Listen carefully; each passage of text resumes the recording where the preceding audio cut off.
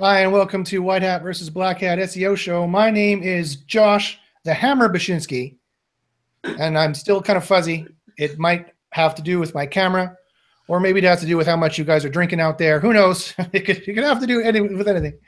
And today I am blessed. I have a lot of guests with us today. I have our resident Black Hat co-host, Clint Bam Bam Butler. Say hi, Clint. Oh, Jesus. Someone save us all. You like Clint the Crusher Butler better? The Crusher. I don't know. That'd be Holly. Holly would take that as a challenge and come destroy one of my sites. Yeah, we better be careful what we say. All of our niches are going to be filled with Holly spam. Speaking of which, I have the mega Black Hat Holly with us. Hi, say hi, Holly. Hey guys, what's up? I'm here. She's here. She's still feeling a little under the weather, and so if she starts mumbling, it's because I told her if she has a stream of consciousness kind of hallucination to go with it, because it'll be amusing, and who knows what secrets will come out of her mouth. So we hope you're feeling better, Holly, and we thank you for being here. Yep. And our special guest today, another resident gray hat SEO, I guess he likes to be called, is our good friend and creator of the CORA SEO Correlations software, Ted Kabaitis. Say hi, Ted. Hello, everyone. Glad to be back. And Ted is going to be giving us a presentation on CORA later on today. I believe there's some new features he might be able to show us. I'm not sure. And also, he's going to show us the results of the CORA software, which has a lot of correlation results. And he's going to be showing us some secrets from that we can glean, which is really, really interesting. So thanks, Ted, for being with us. And we'll get to that in a second. But as per usual, we normally start the show off with what's new in White Hat SEO and what's new in Black Hat SEO. And I'm going to start off today with what's new in White Hat SEO, because I'm generally doing more white hat-ish stuff. And so there was a lot of information that came out this week that's kind of in the realm of white hat. And a lot of stuff I can share with you guys. So first off, I'm just going to share my screen here. Eric Enge, I believe that's how you pronounce his name. He came out with a couple of videos that I want to share with you guys. So actually, I'll just share the URLs. So the first one here, I'm putting it in the chat. First one here, and I also put it in the description. The first one here is him talking about rank brain. First one here, and I also put it in the description. Yeah. Oh, someone's talking. Who has me talking there? Mute me. on the playback, not on this thing. Shut up, Josh. Shut up. Yeah. Who wants to hear my annoying voice? So the first video I shared with you in the chat there, that is that's him talking about rank brain, I believe, and what rank brain does and what rank brain doesn't do. And I've talked a lot about rank brain here, and kind of the TLDR, the too long didn't read, the summary is that the way that rank brain is doing something they're calling vector analysis. Now, I've gotten into deeper conversations with Eric Enge about what vector analysis actually is. The interesting part is that in that video, and you'll see, Gary Ilyish, who is a Google employee, and Eric Enge is a white hat SEO who really essentially should be a Google employee at this point. He has like a very close connection with Google, and he gets really good secrets for them. So he's just assume he's kind of a Google employee whenever he says something for the most part. But he was talking about, he said, so rank brain is doing vector analysis, and and Gary Ilyish nodded his head and said, yes, that was a direct 100% confirmation that rank brain is doing vector analysis. Okay, so if that's the case, what is vector analysis? So I've read about vector analysis. I've read all the articles on vector analysis. And the problem is that they're very, very vague when it comes to vector analysis. Like, what vector are they analyzing? In normal English language, a vector is your travel path.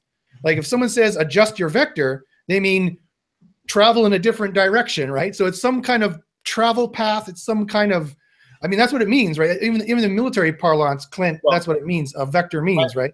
My background's in physics. So there are two kinds of measurements. There are scalars and vectors. And so scalar is just a magnitude, and a vector is a magnitude in a direction. And a good way to think about it is like careers in life are vectors. You could be a doctor, which is the magnitude, you could be a bad doctor, which is a magnitude with a direction. Yeah. Wah, wah. And so, you know, Google's probably looking at factors with that. You know, they're looking at the direction. It's not the number of the links, but it's the number of the links that are good versus bad and growing in that direction. And Right. Now they talked about thank you, Ted. You're exactly right. Now they talk about vector analysis. There's all kinds of items they can analyze the vector of, right? You mentioned links, and they can do vector analysis on links, like the link growth, how quickly you get links, where the links are coming from. Are they coming increasingly more from a certain semantic or less? Those are all kinds of analyses that they can do. Those are all kinds of analyses that they've talked about in patents, and all kind of analyses that we've speculated maybe they are doing. But when it comes to RankBrain, they talk about vector analysis also when it comes to Hummingbird. Now, if you remember, in June 2013 is when they put out the Hummingbird algorithm, which is their entity-based algorithm, which is supposed to understand entities. Like Josh Bachynski is an SEO who has a website called The Moral Concept, who provides SEO services.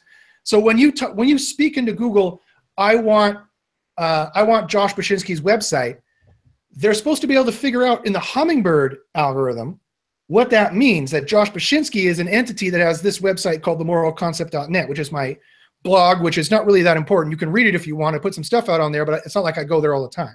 But that's just an example. I'm just making an example. But that's the Hummingbird algorithm. So when it comes to RankBrain, we know that RankBrain is the third biggest algorithm they have. He admits in that video that it looks at all queries. It usually only triggers for long tail queries, so they claim. But it listens to every single search as part of the core algorithm, and it has to listen to every single search. And what it does is it will adjust the regular rankings up or down based on a vector analysis. And I think the vector they're analyzing there has to be previous clicks. If someone searched for RB49826 and clicked on this web page, and Google has no idea what RB49286 is, then that's the only vector they can analyze. There's no semantics they can analyze. There's no links they can analyze. The only thing they can analyze is click path and maybe mouse path. That's the only vector they can analyze. And so I asked Eric Ng directly if that was the case. He says he's not sure.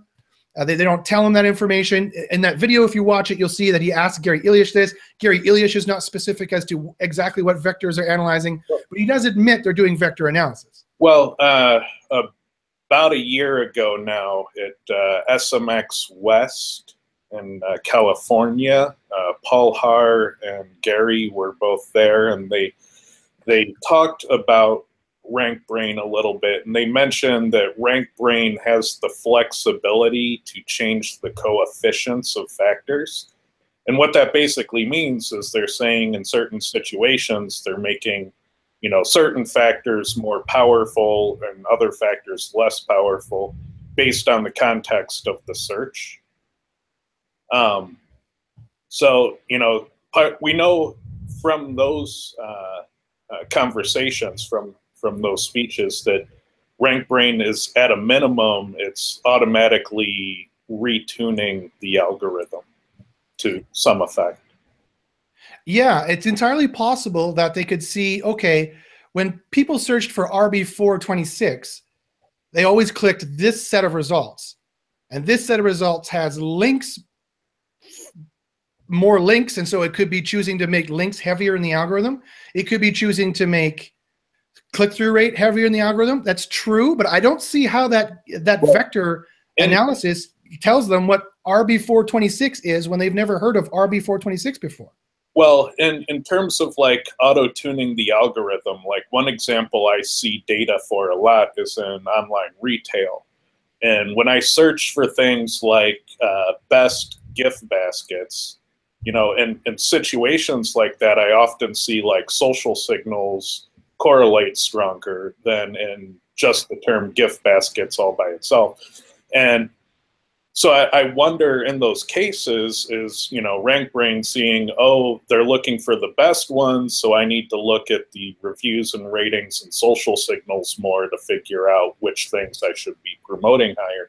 So I'm going to dial up those factors incrementally for this search where I normally would leave them at the baseline. Right, and that's entirely possible. I don't know. I think that Eric Lantry's found something about me. I don't know if I should look at this while I'm on air. All right, I'll bite. Eric. What'd you find? Is it a naked video? Oh, darn. Some kind of men's basketball season. I don't know what that is. That's not me, but I thought it would be a naked picture of me. Oh, darn. Oh, darn. When I was young and I needed the money. But yeah, no, I mean, you're right. I mean, there's the vector analysis there's all kind of data points you could put into the vector analysis. I think it has to be ClickPath when it comes to RankBrain. I mean, I have tons of other information and evidence, both empirical evidence and kind of leaks from Google to tell me that's the case. But this video was just released this week and I found it very interesting. There's another video he put out. I just put the URL in the chat and in the description if you're listening later on. And that was one that they did on Penguin 4. And that was interesting, where Gary Ilyish is directly stating and reconfirming that Penguin 4 does not demote anymore. All it does is discount links. Now, that will bubble a site down because your links got discounted, but it's not giving you a penalty per se where there was an extra drop on top of that. The previous versions of Penguin gave an extra drop on top of that. Vector analysis has another possible meaning here. They could be talking about it from a natural language perspective. And when they initially announced RankBrain, they gave a very specific example to go look at and search, showing it in action, which I think is amazing because Google never does it. To my knowledge, that's the only time they've given a working example of the algorithm in action. Yes, one of the only times, you're right. Their example was, what are the animals called at the top of the food chain? And so when you did that search, Google was smart enough to figure out you meant predators. It canonicalized your search to be a search for, what are predators, and gave you those results. And that's pretty interesting because from natural language point of view, you have to analyze the question, find the clauses in the question, and then figure out a more concise canonical keyword that answers those conditions from the search. And so I think what they're also doing in RankBrain is they're canonicalizing long tail searches into much shorter, more canonical, more cacheable searches. And that's potentially big dollars for Google. If you can get more of the internet querying from your caches, that ends up being a huge amount of money across the whole of search. My problem with that is I think they're lying, because that has more to do with the Hummingbird algorithm, in which they talk about vector analysis with the Hummingbird algorithm as well, in doing that exact thing and understanding the natural language of words and what they mean. That's not all RankBrain is. I don't think that's all. That's what Hummingbird is doing. I think RankBrain sits on top of that to understand the natural language processing. But guys, think about it logically. The only way for them to know for sure that some new word they never heard of before, LB4926, relates to XYZ content is that people eventually click it and consume it. That is the only vector analysis they can analyze that has nothing to do with Hummingbird, and that's what RankBrain is essentially doing. And I think that's why traffic is important. Anyway, let's move on. Okay. The last article is one here from Barry Schwartz. We were discussing this today, Ted, where John Mueller apparently leaked recently that the algorithms for page 10 are the exact same algorithms for the most part for page 1. And so page 1, there's this myth in the SEO industry that maybe page 1 had completely different algorithms than page 2 to 10. But John Mueller is seemingly saying that from spot number 1 to spot number 100, it's pretty much the same algorithms entirely, is what he's saying, more or less. So for the people listening, the way to put it into terms that you've probably encountered is, have you ever started to rank a website and then got it pinned at the top of page 2 but could never get it onto page 1? And that seems to be a really common thing. Like, people encounter that all the time, and they're like, why can't I break onto page 1 for this term? I'm at 2, nobody can unseat me at the top of 2, but I could never be bottom of page 1. And so a lot of people think, the theory is that there's one algorithm for page 1 that's really, really strict and hard, and there's a similar, very similar algorithm for pages 2+ that's much less strict. So people frequently get pinned at the top of page 2 when they go up the rankings. It's a theory. It's never been proven. Used to see it in the data all the time, but less so recently. And Google, John Mueller said that no, it's the same algorithm for the whole thing. But then Clint noticed that they did a very big backpedal. Yeah. They said it's the same algorithm for the whole thing, essentially. Yeah, essentially. John Mueller always does that. No, it's not. They're actually different. It might be a subtle distinction, but I mean, technically, they're not the same thing if he has to qualify it with essential.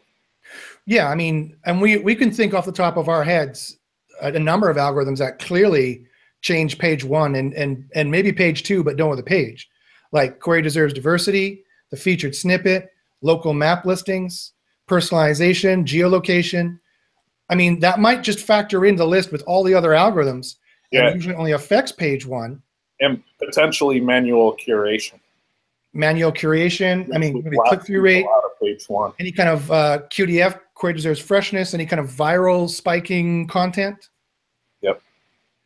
So, I mean, are we to take John Mueller's statement saying that these just don't affect spot 1 to 10? They affect spot 1 to 100. So you could pull something from spot 70 to spot 5 all of a sudden. I guess so. We do see that. Yep. So it's kind of a malformed question. It's 6 in one hand, half dozen in the other, really. Yeah. I'd say after Clint spotted that one word in there, we're back to not knowing. Because they're similar. They're essentially the same, but not quite. Yeah, it's like, I gave you a present for Valentine's Day, honey. That's essentially the same as your birthday. It's a little different. You might get in some trouble there. Okay, so that's what's new in White Hat SEO. Thanks a lot, guys, for that information. Now let's move on to what's new in Black Hat SEO. And Holly did find some stuff that's new in her neck of the woods. Holly, I'll let you take it over, and if you could show us some screenshots, that'd be fantastic. All right, sounds cool. So I pretty much have focused myself on YouTube since July, finding the holes, and we put up about 100 tests in July, and we're putting up 50 tests still probably every month now, trying to find exploits and stuff like that. And so this is a pretty major one that I found. So I can't actually tell you what it is, because I'm pretty sure though, as soon as I would say it, they would like close the hole up. But I'm going to show you some screenshots. Show my screen. Okay, so can you see my screen? Yes, we sure can. Okay, so as you can see, I've left everything out because I didn't want people to know my test channel that I was using, or like any of the content, because that sort of was one of the glitches that we found. But so this video was a video that I uploaded, and within, I would see, I had to like mark off where it says 1 month ago. I had to mark it off, but it actually was started, and within, I would say 3 to 5 hours, we hit #1 for weight loss, which it says 368,000, and as you can see, it's #1. So if you look up weight loss right now, you can see this video is actually the oh crap, what did I do? You can see my weight loss journey is actually #1 now, and the weight loss motivation is #2. So I took this video down because I didn't want YouTube to find it yet until I know that they can't like close it up. But this was accomplished in 3 to 5 hours, and I had more than just a few people check it. If you were in the Black Hat, White Hat conference, you got links from me just to verify what I was seeing. So I actually, originally I spelled weight loss like this because, you know, like this is how I spelled it. And then I screwed it up and was like, oh, this is how you spell it. So I even changed the title out twice to see if that would change. And it didn't move. It still stayed the same spot. So that was number one. Weight loss reviews got number one. And this got number one in probably about 40 minutes, not even. And you can see those two videos. Supplement reviews. It got number one also. And these views, I mean, 503,000 views in 4 years ago. And we bumped this. I think it took about an hour and a half. And then the final one I'm going to show you is Prove It. Prove It is just like a weight loss supplement that I'm a affiliate of. And then we hit that. And when we turned off the exploit on it, the other terms all dropped to like the bottom of page 1, but this was one that stayed around like number 5. So it's not sustainable if I have clients, because like, you know, as soon as I turn it off, it's going to drop. So I'd have to have dedicated servers running it. But this is, to me, this was pretty cool, because we were like number 1 for these terms for probably around 32 hours, maybe something like that. So we got traffic, we made money on it. And then I shut it off and I removed the video entirely because I didn't want anyone to copy me. So that's kind of one of the major holes that I found last weekend. Okay, interesting. Yeah. Interesting. Okay, well, it's interesting that you know, this kind of level of black hattery can still be done, you know, on Google or on YouTube, particularly in this particular case. You know, I guess if anyone wants more information, they're just going to have to email me, I guess, or email you or something. See what we can do. Oh, look who showed up! It's Chase. What is up? What is up? It is Chase. Chase, our legacy co-host, is here. Hello, Chase. How you doing? Doing well. We're doing fantastic. We're looking at YouTube black hattery. Of course, that Holly does. So, Chase, what's new with you? What's new in your neck of the woods? Doing a lot of courses, which is cool. Doing some ranking for a local company. We're just trying to rank for web design with some new tactics around local. Well, not new, but new in terms of what we're trying. We're actually using video to rank the pages by doing basically recording Q&As. So like, for instance, if your keyword was, you know, web design in Santa Barbara, and you have another related keyword that's like social media in Santa Barbara, your questions to the person that you're trying to rank the pages for, in terms of, it would be us, right? We would say, you know, what do you do for web design? Then we say, for web design, we do this. And then that would be the first part of the video, and that would go into a landing page. You transcribe it, and now you have content for that page and a YouTube video. And your hopefully your conversion rates are going to be higher because now you have video content. So we're just doing a lot of experimenting around that kind of stuff. Sweet. Sounds cool. Okay, so before we get to the end of the show, I want to make sure Ted has a chance to show us his presentation he's going to do. So without further ado, Ted, Mr. Kabaitis, please show us your magic CORA software and the results you came up with this time. Okay. Let me share an application. And before people ask, I will put the link to it somewhere. Before they ask, can we have the link? I will put it somewhere here. I will put it in the chat. Here's the link to CORA with a special discount. And here's a link in the description to CORA with a special discount. So I've done it before anyone even had to ask me to do it. There, done. So please go ahead, Ted.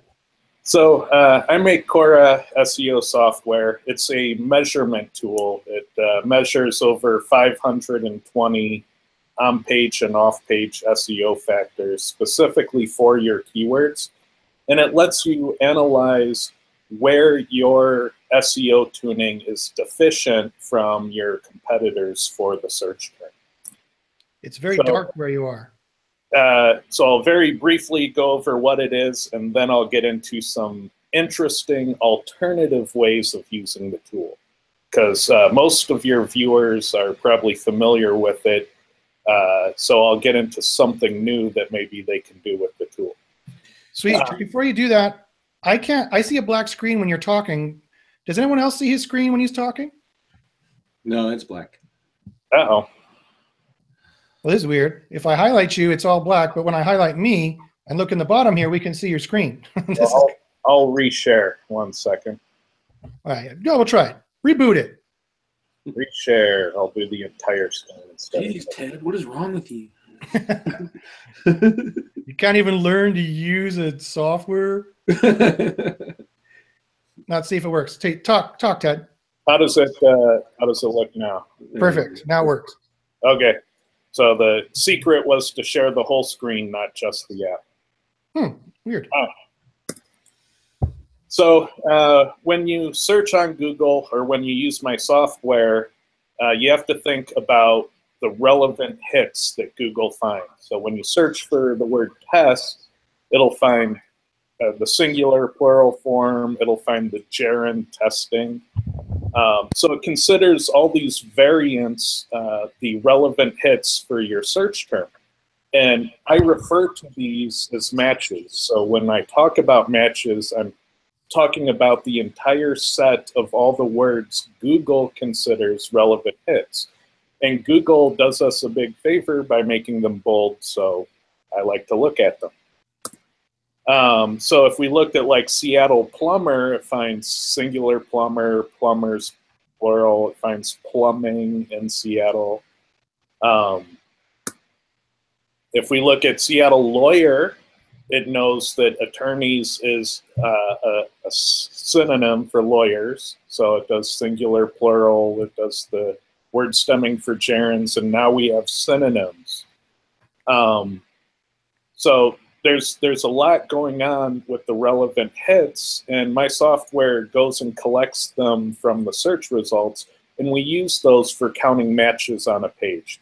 Anything Google considers a relevant hit to the search term, we want to know about and measure.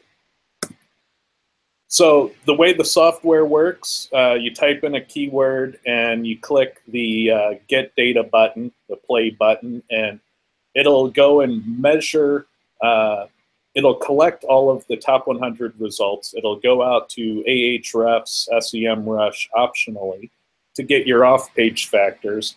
It'll measure in the source code of each result page all the on-page factors, and it puts all this measurement data into a spreadsheet along with charts for the correlations, and it will tell you about which ones correlate with rank position, which is a way of getting a hint about which ones appear to influence your rankings the most.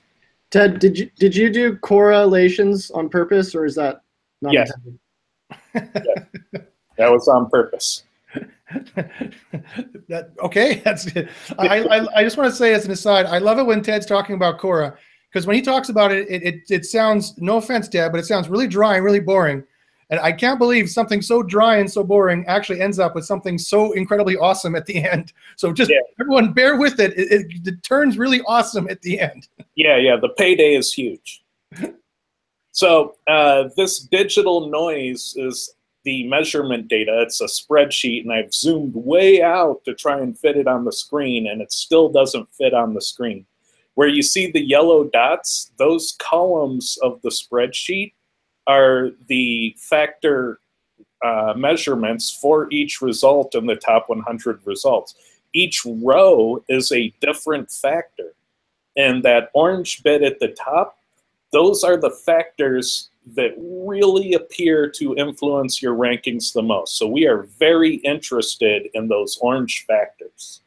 But that's all the information that Cora gives you, which is more than you can look at in one setting. So when you start to zoom in, you can see our correlation coefficients. These are links to each factor's documentation. And these are the correlations across the top 100. And these are the correlations for the average factor measurement by page across the top 10 pages. These are the average measures by page. And then out here, these are all each result, the factor measurements. So if we zoom in more, in this particular result set, I was looking at SEO services in Olympia, Washington, and we see Clint's website up here. Sorry, Clint, had to out you. Oh, darn, you outed him for ranking really well. Yeah, he's number 2. And we have our factors here, so you can see the factor names. We could see the page 1 average, result 1. We could see how Clint's measurements compare to number 1 in the page 1 average. And I've made the red ones here. These ones are where his measurements are deficient from other competitors or the page 1 average. And so we can see exactly which factors he could do better in. We can see exactly how much tuning each factor needs. So if we are costing out SEO work, this would be a way to figure out how much work we're going to have to do and what we should charge for it. And since it's sorted by the correlation coefficients descending, we know which ones to prioritize first, because these ones appear to matter the most in terms of ranking. So we get a priority set. We know how much work. We know what the work is, and it's how much that correlates with ranking in that particular niche. Yes, that's the big thing. It's like Searchmetrics in Germany and Moz does these huge correlation reports, and they put out, but they do it across millions and millions of keywords.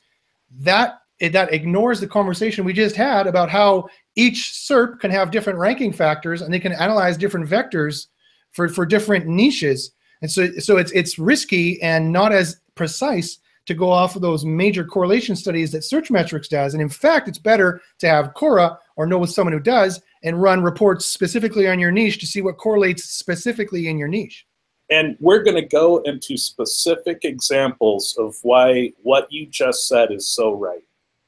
So what you're seeing now is the typical way that my customers use the software to get advantage and to improve their rankings. And but I want to go into a different way of using the tool. Before you do, though, Ted, can you go back to that last screen you just had up? I just thought it was really interesting. Here, I'm going to give you focus so everyone can see. If you look at down at the bottom, just follow the result number 1 till you see 67.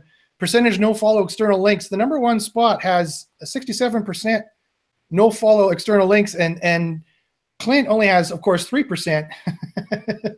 Because why would he, as a black hat, why would he be doing no follow links? He'd probably be doing 2 follow links. But it's interesting that the number 1 spot has 67%. I like looking at those 2 numbers and seeing where there's a big difference. It's like HTML tag matches. Clint has 139, they have 97. What does HTML tag matches mean? That means the number of keyword matches that appear anywhere within the HTML tag. So that's your overall keyword stuffing. Right, so that includes title attributes, alt attributes. Yep. And Clint has more, maybe, and the number 1 spot has less. Maybe he should limit it, perhaps. He's a little bit less than the page 1 average, though. Well, page 1, oh, I see. Page 1 average is 140. Oh, I see. Yep. So what's the difference between page 1 average and result number 1? Page 1 average is across the top 10 results. Oh, of course, right. So he is a little bit less than the page 1 average, but you do notice that the number 1 spot has 97 and he has 140. Maybe he should try limiting it to see if that makes anything better. I mean, if you want to make yourself look like somebody, in this tool, it's the people who are above you. And in his case, he's ranking number 2, so the only one above him is number 1. Yeah, when I look at this data, I see that his competitors have more matches and sentences, better title tag tuning. You know, I hear you on that, but that would probably be one of the last ones I tinker with, just in case. Right. You have to factor in common sense, and you have to factor in what Google said specifically not to do. That could be a risk to just kind of ignore them a bit. Yeah. But if you don't know it's harming you, and you know you're deficient in other things like your headings and title tuning and stuff like that, you might want to prioritize the ones you know you should fix, right? The ones you're 50-50 on. Right. Everyone and their dog knows that on-page SEO has always mattered and still matters.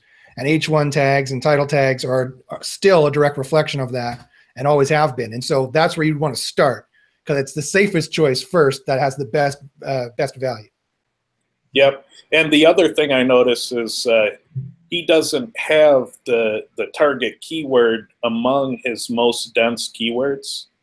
So, you know, he may need to use the term a bit more to be competitive, because it just appears like that other website has more content about it, more matches about it, and there's more density on the target term about it. So maybe Google thinks it's more relevant for the term. That could be, that might be worth experimenting with, is tuning that density. Right. It's very interesting, again, how your software breaks it all down into like 20 different specific on-page things. Yep. But we're going to go on. It's funny, we're talking about Clint. He hasn't spoken up yet. I wonder if he went to get a beer or something. He's not there. We're talking about his website, and he's gone. Oh, are you still there, Clint? No, I'm here. He's taking notes feverishly. Well, no, this wasn't a result I'm aiming for. As a matter of fact, all the rankings that I'm getting that he's finding are all from some other tactics that I employed. The actual page originally was optimized for Seattle. Got it up to number 5, ran some AdWords to it, stopped the AdWords, and my rankings dropped the same day I stopped the AdWords. So I just left a note for Clint too in the Google Hangout. So might be helpful. I guess my big question would be to Ted: is the new version, are you setting it up so that automatically makes those red, or did you do all that manually? And this is the sneak peek of the new version that I'm including in this one. Is this output is automatically generated for you. You don't have to manually do this anymore. Yes. So if you put in, there's a feature to track domains. So if you put in digitalear.com into the settings, it'll make that whole column yellow. It'll do the deficit highlighting, and it'll hide everything that ranks below you. And it'll hide all of the factors that didn't correlate strongly. So it creates the small, concise data set. Nice. Okay, so anyway, I delayed you, so please proceed to the next screen. Show us your next screen, sir. All right, so this is the way most people use it. I'm going to show you a different way to use the tool, because the output also creates these correlation charts. And what I like to do is look for a related term in different markets.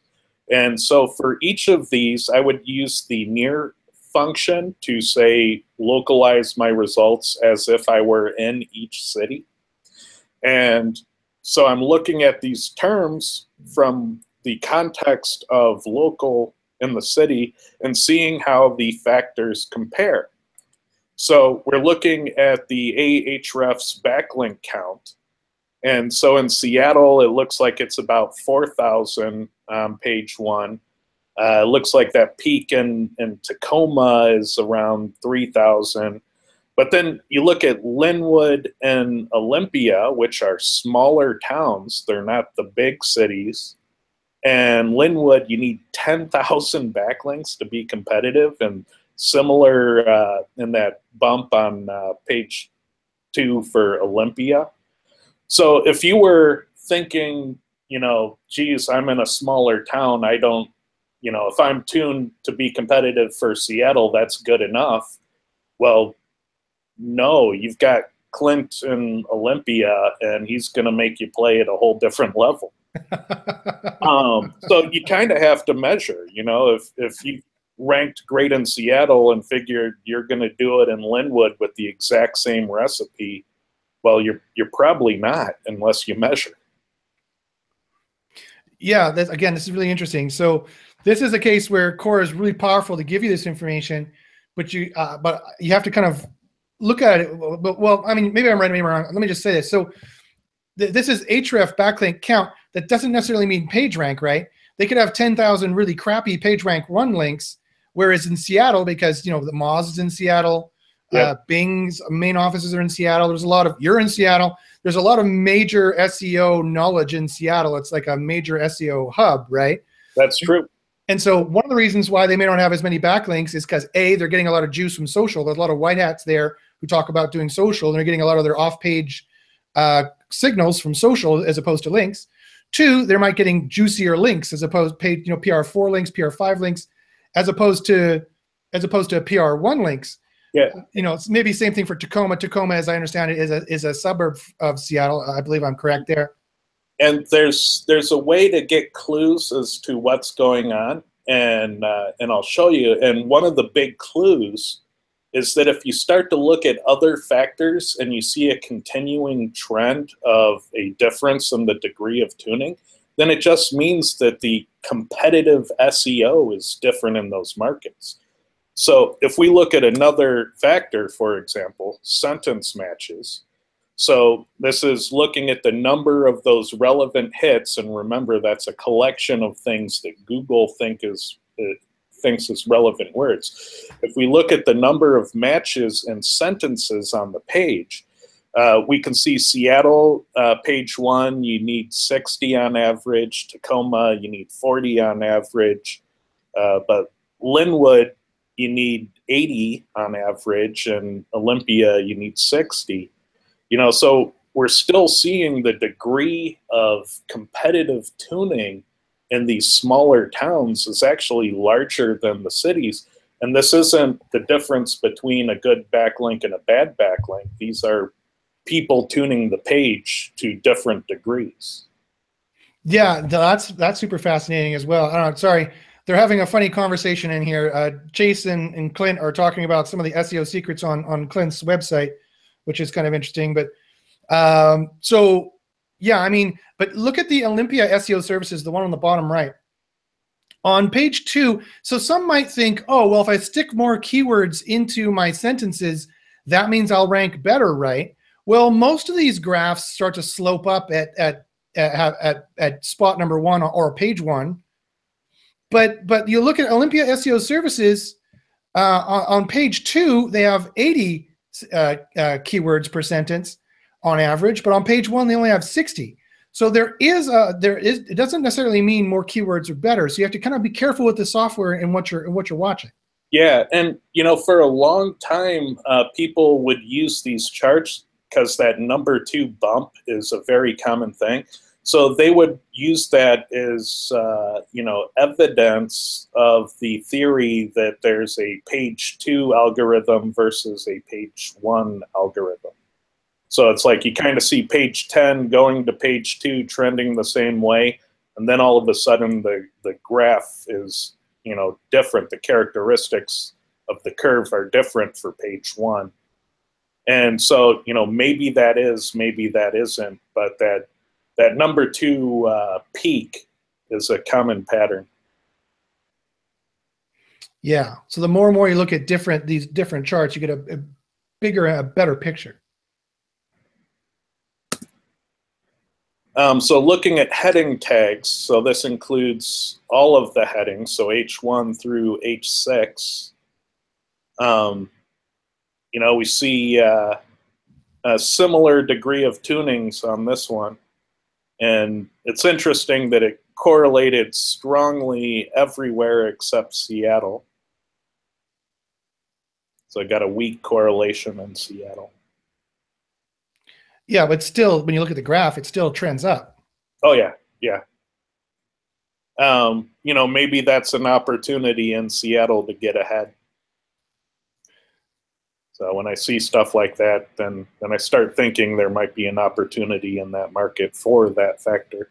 But then again, Tacoma and Olympia both, well, no, I have to go back to the last one. Yeah, Tacoma and Olympia for this one, there's way more matches on page 2, so they may have over-optimized.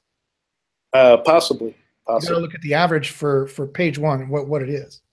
Or you got someone who's doing black hat trickery, so they don't need to worry about on-page factors because they're gaming some other factor to an extreme. True, you could have a -2 or 3 from over for spamming your keywords, but then have much more page rank pushing you up anyway. You could do it that way.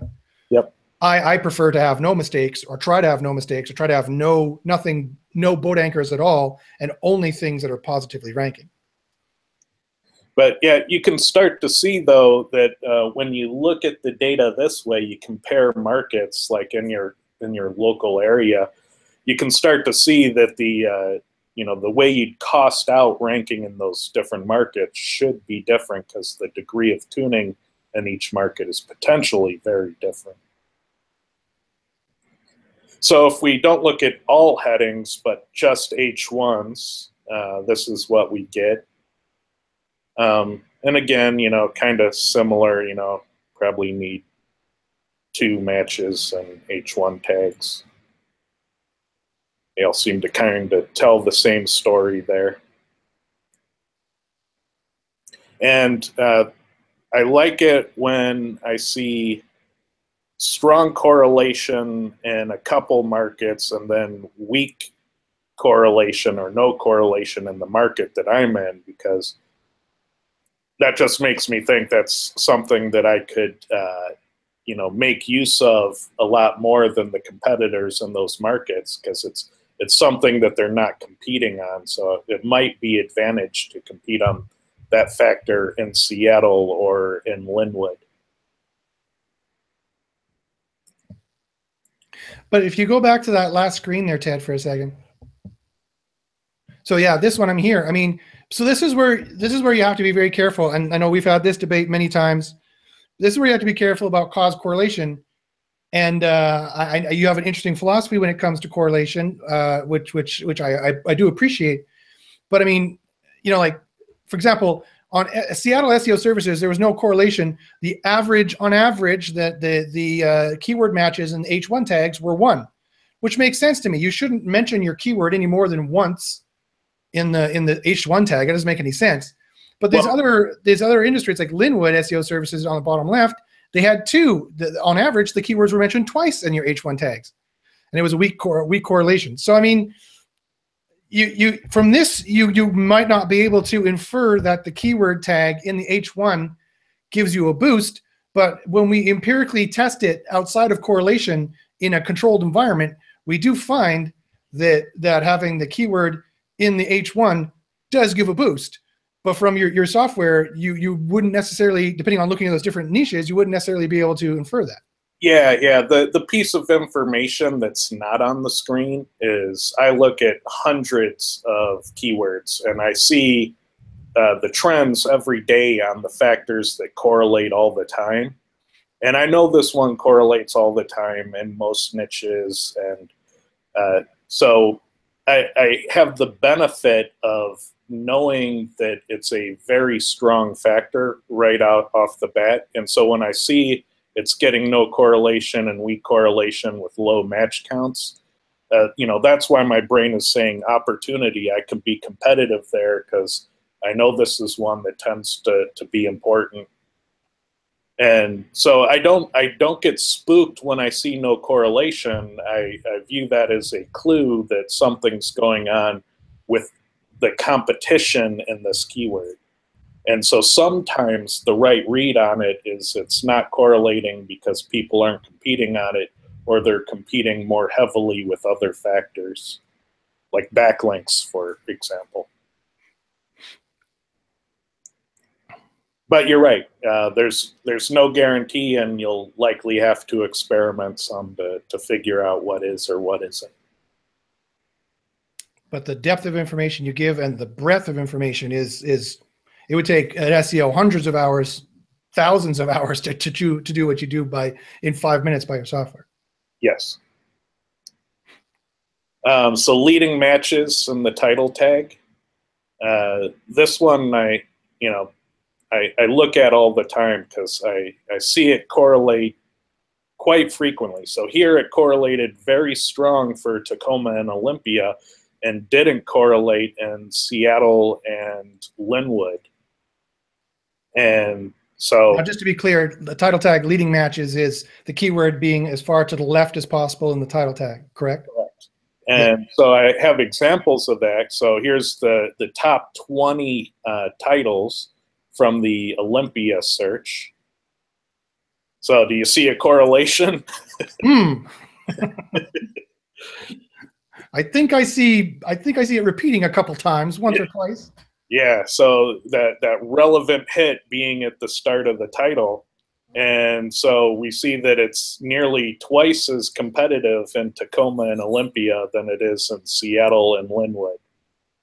And Seattle and Linwood are huge markets, so I'd want to double check the title tags in that market if you're not performing. So your software says that there does not seem to be any correlation with the keyword being in the left of the title tag for Seattle SEO services. Yep. That doesn't mean that it's not a ranking factor, though. That's right, because you have to look at a lot of searches to get a feel for what tends to be a strong factor. And in this case, I'm looking at multiple markets, and I look at correlations every day. So I know that title tag leading matches correlates quite frequently. And so when I see it not correlating in a market, that's when I start to think, oh, I have an opportunity with that factor in that market. So right. That's where not just running the report once is not going to help you. You have to run many reports in many different niches. But let me ask you this, Ted. Do you see, like Google typically breaks down for again, I'm assuming most of my listeners know this, but I'm just going to explain it very quickly. Google typically breaks down searches into 3 categories: information-based categories, information/sales categories, and then just specifically navigational sales searches, or know and do queries. Do you see correlations in the information that doesn't correlate with, say, the sales, the navigational? Yeah, I see factors changing all the time. Like I tend to see social signals and e-com queries, but oftentimes not in other kinds of queries. And so, yeah, the type of search can switch things up. Interesting. And that's why you can't average a million factor measurements, for a million keywords together, because you're basically destroying your data whenever you average across, a large number of factor measurements, because you're going across a lot of different keyword contexts. The algorithms are effectively different. Okay. How much more do you have there, Ted? Because I wanted to answer some questions and then wrap up. That's how much. Sweet. Perfect timing. Okay. Okay, great. So, that's the CORA software. Again, you can run it on any niche you want. If you have someone come to you and they want to, like anyone new comes to you, you can wow any customers you have, or wow, if you're thinking of going into a niche, you can very clearly figure out, as Jason Clint liked to say in the chat, you can very clearly see if a customer, what correlates for that particular customer, and you've got a lot of the competitive research already done at that point, especially if you've factored in the off-page references, the hrefs or the SEMrush. You use either one or the other, right, Ted? Or both. Yeah. So whoever you have an account with, you don't have to get a different account. You can use both. So again, I can't. People who've watched me a long time know that I trust 5 levels of SEO evidence. And definitely, there's a reason why CORA is very high up on that list, is because it's very powerful software that correlation tells you a lot of information really quickly, and then you can factor in with a bunch of other information to make some good decisions. So let's go here to the final segment, which is answering your questions, which is normally how we try to end off. And I'm going to start at the very top, and people who actually marked their questions with 3 asterisks so I can find it with my old nerd glasses here. SEO Sean asks, hey Josh, I'm trying to rank for SEO leads, a local term. The main keyword on the page is SEO consultant leads, which is a related long tail term. I'm using SEO leads and anchors. Will this work? My answer, and I think Clint might want to chime in on this too, but my answer is no. If you want to rank for SEO leads, then you should be giving Google a consistent signal. You will rank better if you give Google a consistent signal that on page, your main keyword is SEO leads, and in your backlinks, they're talking about SEO leads. You don't necessarily want to have that as your anchor text above a certain ratio. I don't like to go over 10%. Again, that's just my rule of thumb. Clint may have different rules there. I would do a competitive analysis and see what all your competitors have. And if they have like a 1% exact match query in their anchor tags, I might go 2%. I might increase it a little bit, but I would definitely not go over 10%. I consistently look at niches now, and I see that those people who have like a 25% anchor text exact match query, they're ranking closer to the bottom, and people who have less are ranking at the top. Just from what I'm seeing, I don't know, Clint might have a different opinion there, which is perfectly fine. But I'm sure he would agree that if you want to rank for SEO leads, then for the most part, you want to make sure that that is your main keyword on page, and that is your main keyword in the backlink area, either in the sentence that the link is from or the anchor text as well. Would you agree, Clint, or would you disagree? Yeah, you know, he could play with it. I think Ted just kind of proved to us that having that in there is important. So I you know, maybe run a CORA. Ask for one of us to run a CORA for you for that thing and see if that correlates. Maybe you don't need it, but my instinct says that it should at least be on the page somewhere. Right. It's not like RankBrain won't choose you to rank for this or that if you have sufficient signals, but you want the more consistent signals will hammer the algorithm to make you rank for the more consistent thing, if that's how I would explain it. Right. And if you need that one-time report for just a single keyword, I believe Clint offers a service for that. Well, there you go. Clint could definitely help you out with that. SEO 530 Limited asks, it says, hello, beautiful people. Using Google Search Console and Cognitive SEO to hunt and rank backlinks, are there any other tools totally necessary? They used Ahrefs, but it seemed to have a tiny subset of links. Clint, what do you think about that? When I do recoveries, I pull from Search Console, Cognitive's built-in thing, Ahrefs, Moz, and pretty much any other place that you can get backlinks from, just because you want to make sure you get them all. Exactly. Well, don't forget your web server logs. Look for the 404s in your web server logs, because any backlinks that have traffic will show up there.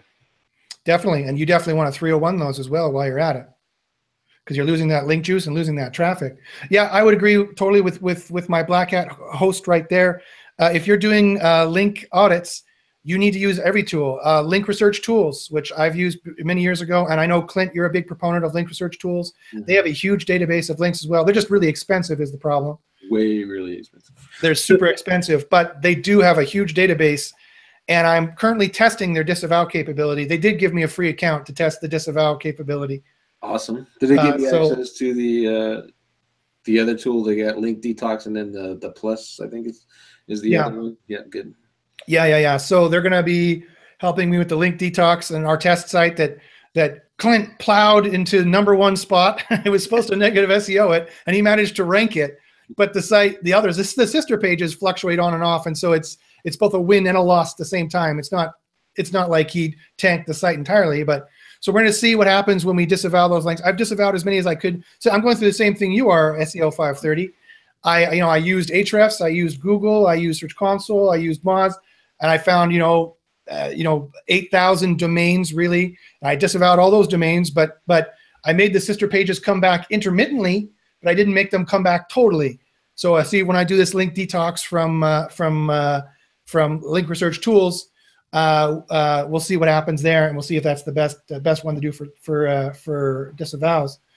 Okay, let's see if I can find. Okay. So Gabriel asks, can you look at my website ribosomething.com? I try to rank globally for Medical Animation Studio and Science Animation Studio. Hey, Ted, can we really quickly do Medical Animation Studio in CORA just to see what it comes up with for this guy? Yeah, let me see if I can fire that up. So we'll do Josh versus CORA. So I will do a search for Medical Animation Studio in Google.com. I'm guessing we'll do Google.com because he wasn't specific as to which one. That was Medical Animation Studio. Yeah, I'll paste it in the chat here for you. So we're searching the exact same thing, but.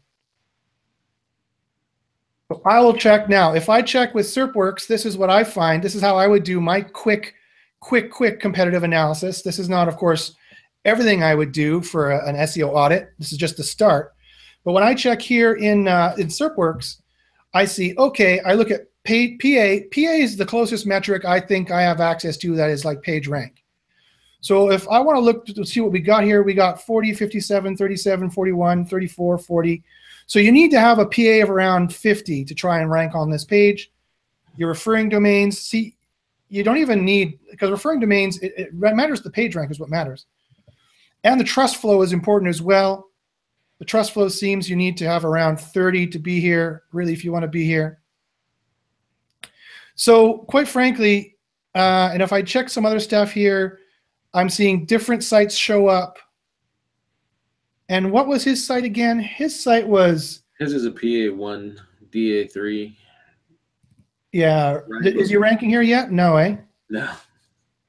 No, he's not even close yet.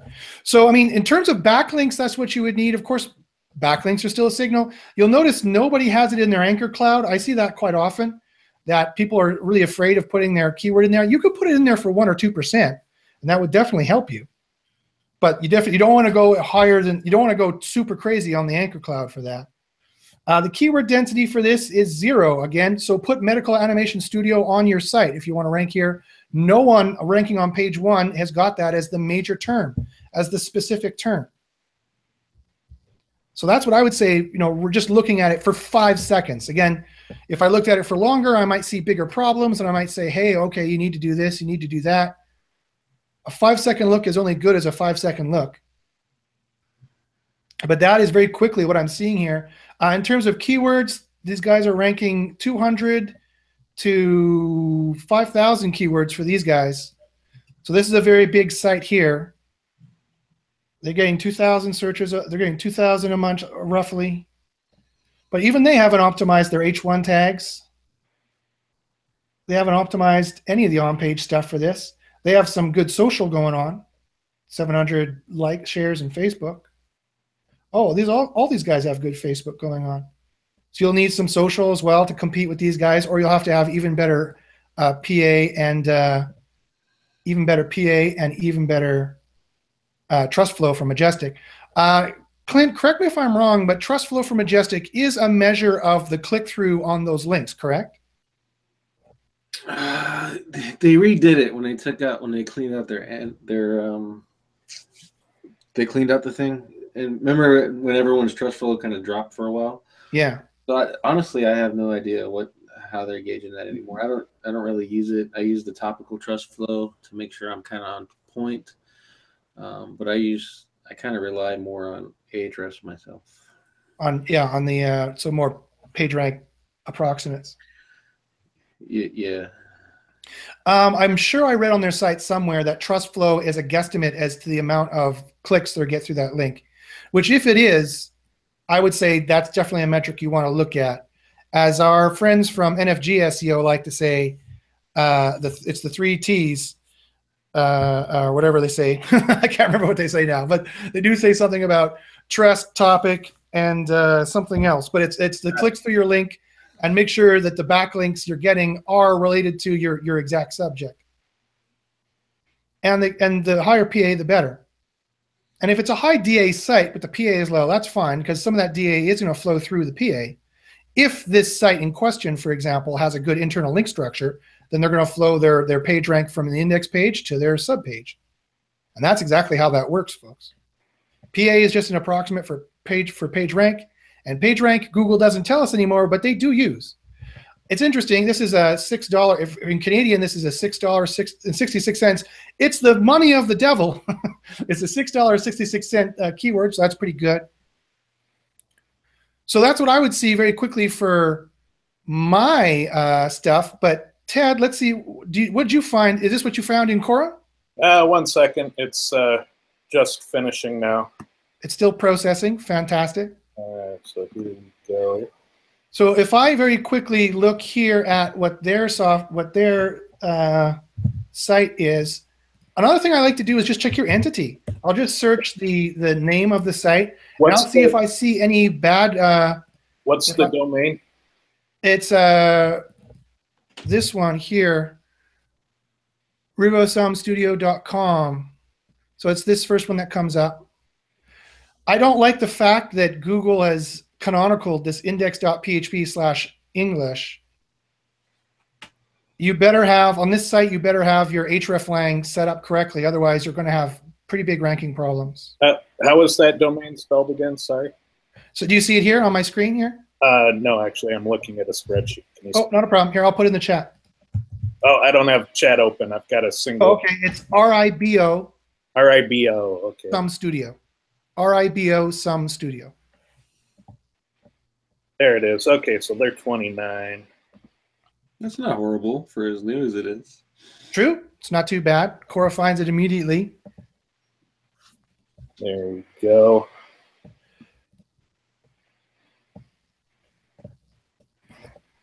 So I don't, and anyway, the point I was trying to make here just before Ted starts talking is I see you have a Google Plus, that's great. I see you have a Facebook, good, but you need definitely more than 22 likes and 8 people talking about it. That's on mobile, 24 people, that's not great. Instagram, 682 following, that's good. So you have some social juice. I can see that just from doing a simple search here. And I don't see anyone complaining about you, so that's fantastic. I could even do reviews to see if I can find people complaining about you, and you definitely would want to deal with that if you found it. And it looks like this is your entity here. Google knows about you. That's even fantastic as well. This is all stuff you can quickly check if you just know how to check it. And again, Clint already mentioned this, but if I check your entity, if I want to see info, is this? Okay, no. So this is your canonical as far as Google is concerned. If you do info : Google will tell you what your canonical URL is. So that's fantastic. But I don't like the fact that when I search this, it gave me this page. When I do info, it gives me this. It should be the same. They are definitely having trouble understanding your entity, your canonical in that regard. And if I use SERPworks to quickly get information about you, just as Clint told us, your PA is quite low. Too low to compete on that SERP you want to compete on. Don't have enough links yet. You might have a bit too much optimization in your tags. Maybe not. I retract that statement. It could be fine. It could be fine. But you don't have any trust flow. You definitely need links that have better PA and that people are actually going to click. So you might have to buy some. Sometimes I don't know. Clint disagrees with me on this, and that's perfectly fine because he's his own man. He can do whatever he wants, but it's perfectly fine that because he's a smart SEO, he can disagree. But I sometimes like spending money on like $200 or $300 links as opposed to buying a whole bunch of links because I know that they're higher quality and they're going to. As long as my point is, as long as I know they're going to get click-throughs. If they don't get click-throughs, then that's what you're be paying the money for, actual traffic through that backlink. So Ted. Do you have anything you want to show us from Cora on this? Well, it looks like Ahrefs doesn't have data yet on your website, but I would wager that you're probably not competitive in terms of the number or quality of your backlinks. It looks like you can do a little bit of a better job with the on-page tuning. You know, I'd focus on your headings, your title, your overall match counts. But can you see something that I wasn't able to see in my 5-second check? I'm sure Cora has information on something else. Yeah. At a glance, you know, it looks like you need a bit more content and tuning, and you know, probably more backlinks. You know, I'd have to look a bit deeper, but you know, we can send you this file if you like to. Oh, that's nice. Thanks, Ted. That's fantastic. Yeah, just send your email to Josh, and I'll send Josh the file to pass along. All right. Well, thanks a lot, guys. E-Rock, the winner of our conference from a few months ago. E-Rock was the winner of the White Hat versus Black Hat conference. He was a Black Hat. So the Black Hat currently holds the title right now, just so you know. And he won $5,000 for winning the conference. It was a great conference. For those of you guys who didn't go, if you want information about it, email us and we'll see what we can tell you. But E-Rock, he's in the chat here. He could have joined us. E-Rock, you're welcome to join us anytime you want. And he says he wants to buy a ticket for the conference in 2018. Where can I buy? That's his cute way of saying, Josh, get off your ass and make the website for next year. You're right, Eric. I'm sorry. I'm just too busy. He's right. I should make the website for next year. I have a stack of testimonials of people who enjoyed the conference about this high. I need to put all that on the website. I need to put up there that Eric won, and that he's the Black Hat currently holds the title for the best SEO for this year. Maybe next year White Hat can win the title. Who knows? We just haven't decided what city we want to have it in. If you guys have an opinion, email me. Say so in the chat. I would like to hold it in Victoria again because I live here and I'm lazy. I don't want to go anywhere. And it's closer for Clint and for Ted to get here because they just live essentially across the pond. But Holly, my partner for this, was hoping to have it somewhere closer to her next year in the Chicago area. So maybe we'll do that. So you guys let us know. I have no problem alternating every year, or maybe we'll have it in Victoria every year. I don't know. Everyone loved Victoria this year because we had good weather. It was nice and sunny. So that was fantastic. So you guys will have to let me know. Oh, somebody voted for Chicago. Oh, darn. I really wanted to have it in Victoria because I'm lazy. But Chicago is about a 6-hour flight for me. But then again, you guys have to fly over here. So it's fair if we alternate. So that's fine. So anyway. So that's White Hat versus Black Hat SEO show for this year. Thanks for today. Thanks very much, guys, for listening. Ted, Clint, do you guys have Chase? Do you guys have any final thoughts that we can say? Measure everything. Measure twice, cut once. There you go. Measure twice, cut once. If it works for carpentry, it'll work for SEO. Thanks very much, guys. So that has been White Hat versus Black Hat today. If you guys want to say bye or any parting messages, if you have any SEO questions you want to know about, by all means, you can email myself. You can email everybody. I'll give out my contact information first. It's joshbachynski@gmail.com. You can watch more videos like this at youtube.com/jbachins, JBACHYNS, where I give out secrets, leaks, experiments, top tricks, debates between white hats and black hats on what's better. And you can follow me on Twitter at joshbachynski. You guys want to give out any more information?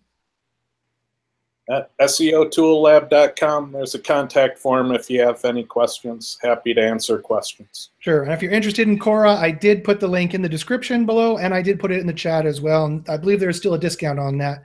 So get it while it's hot. Clint, please give us your contact info. Mine was all over the webinar, so if you were paying attention, he's on my site everywhere. There you go. JoeLear.com. You know he can rank because he's ranking #2. And we talked for 10 minutes about how he could get to #1, but he already knows. He already knows. And Chase, finally, how you doing, brother? What do you want to say? I'm good, man. If you want to find out more about me, you can just Google my name, Chase Renner. There you go. You use the Google, and you'll find out all the good stuff about Chase. So thanks a lot, guys, for joining, and thanks for watching, and we will see you next week. Bye-bye.